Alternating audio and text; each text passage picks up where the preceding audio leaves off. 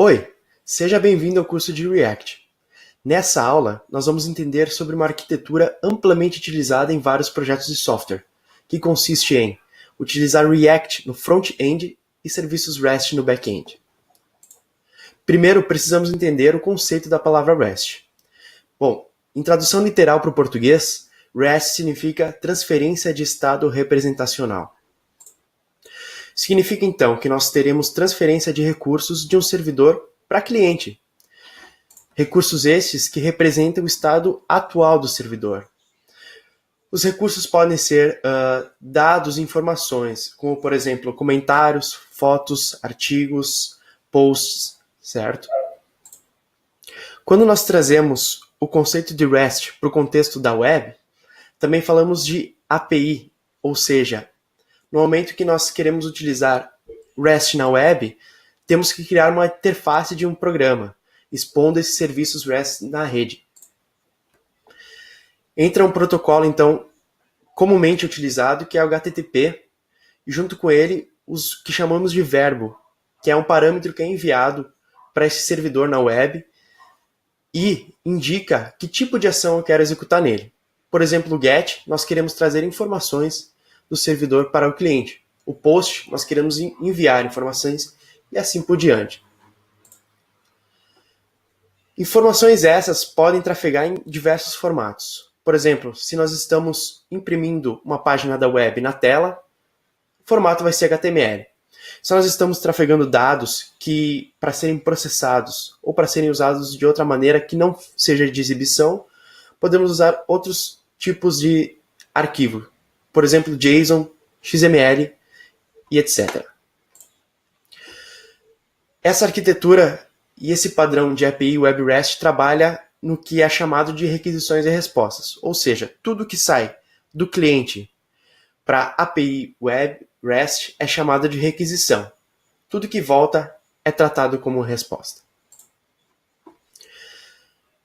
Existe uma maneira unificada, uniforme, de representar essas requisições e respostas, o que nós chamamos de URL.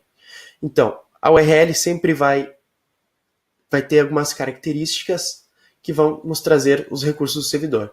A primeira delas é o verbo, que apesar de alguns navegadores da web omitirem, ele sempre está lá por baixo dos panos. Então, por exemplo, nesta URL, nós estamos usando o método GET, o protocolo HTTP, e nós estamos buscando recursos de um endereço na web, que representa um servidor. O recurso vai ser usuários, e eu estou parametrizando, pedindo apenas aqueles que têm o nome de Cristina. Voltando agora à imagem anterior, fica mais fácil entender que nós temos a URL como meio de campo, que o cliente faz uma requisição para a URL, passa pela API REST e traz os recursos que ele solicitou no servidor da web. Agora, eu gostaria que tu imaginasse esse sistema, esta arquitetura baseada em REST, utilizando o React em nossos clientes no front-end. Isso significaria que o React seria responsável de fazer estas requisições para o servidor e também apresentar na tela o resultado delas.